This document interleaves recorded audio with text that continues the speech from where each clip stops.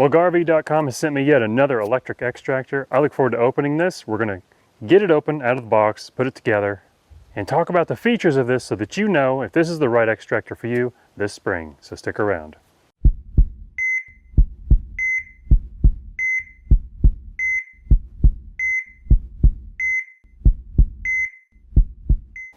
All right, we've got it out of the box. I've installed the legs. Each one is adjustable to 2 different heights. Comes with the washers and bolts for that.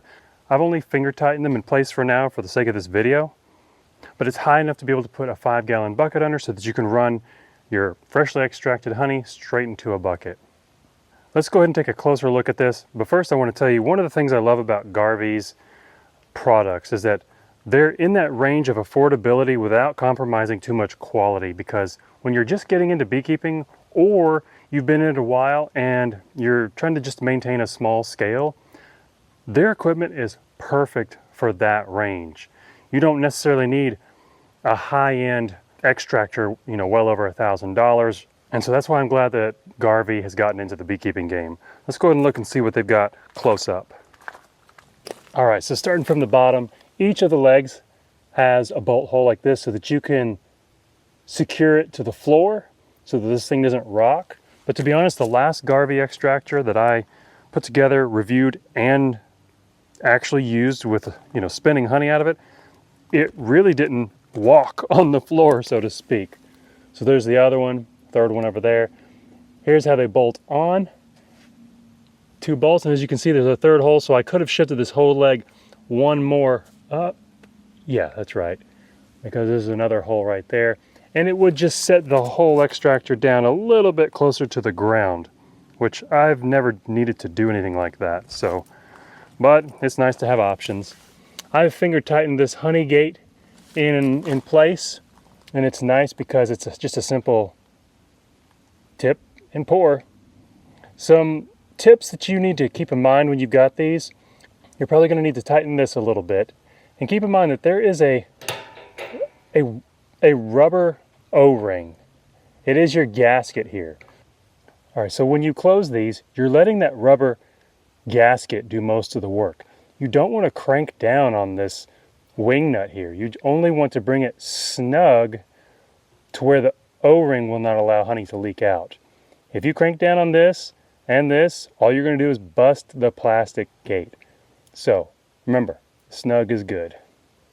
It also has an O-ring in here so that when you install this to the stainless steel tub, you're not going to get any leaks. All right, so moving our way up, we have a top mounted motor, and it's kept in place with these 2 nuts so that this thing doesn't go anywhere. And of course, there's your drive shaft that goes all the way down to the bottom. Here's our variable speed control, which I really like one of these on an extractor. When you first load this, you've got heavy frames in there. You don't want to put this to full speed. It taxes the motor and potentially puts your load off balance, and that's when these things start to rock, when you don't have a balanced load. But the way this is designed is, of course it's plugged in, you turn it on, but you want to start at 0. And then you slowly increase it, you let that spin a little while, sling some of the honey out, speed it up, sling some more honey out. Eventually you'll find yourself at max speed. Before you know it, your honey is all out of the frame. Now in this particular model, you notice this flat back. So this is going to fit a deep frame, it's going to fit a medium honey super frame, and definitely a shallow frame. And what I like that they've really honed in on is that bracket down at the bottom. Let's zoom in on that. That's going to hold the end of your frame really well from moving out or to the sides during extracting. So that's a great bracket. You did a good job on that, Garvee. But this is a tangential extractor. That means you sling honey out of one side of a frame first, out of all 3. This is a 3-framer, as you can see. And once you have slung all the honey out of one side, you lift that frame up, you flip it over, put it back in, and then, you do that to all 3 frames, and then you turn it on and spin out the other side. I've used one of these, and I have extracted hundreds of gallons using these tangential frame extractors. We're going to be plugging this in today, turning it on, putting some frames in there. I'm far from my own harvest right now for this time of year, but we're still going to put this in action and watch it go. Okay, I've got my ultra quiet thing there, generator, plugged in because I'm at the bee shed, and again, like, I don't have electricity here, so that's how I harvest my honey. I've got it plugged in, and I've got 3 bare empty frames ready. And not only are we going to load these frames in here and spin them, but I'm going to give you a tip that most people don't know because they're never told, and it will get more honey out of your frames, especially if you've been doing it the wrong way. So let's go ahead and load these frames up and get to spinning. Now, one thing I didn't mention was this comes with a lid for each side, and it's a clear lid so that you can see through it. Right now they're kind of not very clear, but that's because it comes with a packaging plastic that you're supposed to peel off, and once you do, this will be a lot more clear to look through. But these are for safety's sake and for looking through. This keeps you from getting too curious, getting your hand or a Hive tool or an uncapping tool down in here and it getting hit by the basket and slung out. Ask me how I know. So anyways, we are going to go ahead and load our 3 frames. And I want you to notice I'm loading it with the top bar facing to the right. And I'll explain why in a minute. There's 1. There's 2. And there's 3. All right, so let's turn this on. And now we're going to just put it up to 10 out of 100 on the scale. All right, did you notice it kicked on? It's not moving very fast. Of course, we're not under load here. And so it's designed for that. It's a variable speed control. So the faster I put this, the faster it's gonna go. And let's go ahead and go up to full speed.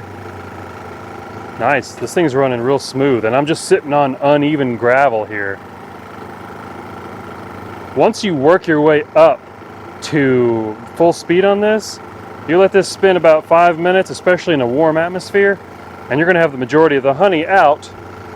Turn that off, switch it all the way back to 0, then you pick your frames up and out, flip them over, still with the top bar to the right, and I'll explain that in a minute here.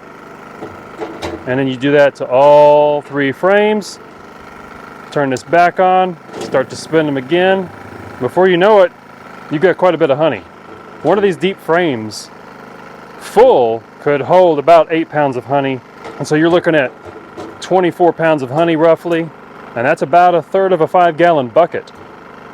So 3 spinner loads, and you're going to be real close to filling a 5-gallon bucket, and that's only 9 frames out of 1 deep hive body. Okay guys, so here's the secret strategy for why you want to load a tangential extractor with top bar to the right. And of course, this is under the assumption that most extractors, all the ones I've used in my experience of this style, the basket inside rotates clockwise. When we load an extractor like that, of course, here's the top bar to the right. But if you were to do a cross-cut section of a frame, you would see that the comb is actually at an up angle. And this helps keep the nectar, which is still high moisture, inside the cell. It also relies on surface tension to help maintain that nectar inside the cell. Now this long straight line represents this foundation sheet right here. These lines here represent the comb once it's been drawn out. So when you put a frame in correctly into a tangential extractor and it's spinning clockwise, it's helping the angle of this comb to sling the honey out against the extractor wall, and therefore you get a lot more honey out of 1 frame.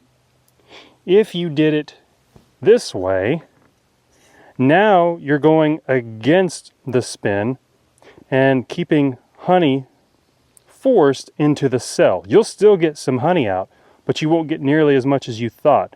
So if you're experiencing heavier frames that just won't seem to get all the honey out of it, you can see it down in there in the cell, it's still clearly wet, This is probably where you're messing up. All you need to do is turn it around. And remember, once you've slung out one side and you pick this up out of the extractor, you got to flip it this way so that the top bar is still on the right, and then you set it back down in. You do that to all your frames, sling them out, and I guarantee you'll get a lot more honey. So I already mentioned I really like Garvee and what they offer, quality, value for the price point of where you're at as a beginner, or even if you never plan on growing. This is going to last you for a while. You keep it clean after each harvest, store it away, and it will last you from season to season. But what I also like is that Garvee's really good at packaging their stuff to where it comes and there's no missing parts, and I've never had any damage issues. If you have yet to get yourself a Garvee extractor and you're interested in getting one, check the description down below to go to their website and order yours. They've got a lot of different models available, but you can also get a discount if you use the Hive Doctor's code, which is also in the description below, but the link itself should be an affiliate link to where when you go there, it automatically applies the discount, but just make sure when you go to the cart that it does. Thank you guys for joining me today. I always enjoy reviewing Garvee's stuff. I'll see you in the next video, which is going to be one of their Hive kits. So I'll see you there. Hive Doctor out.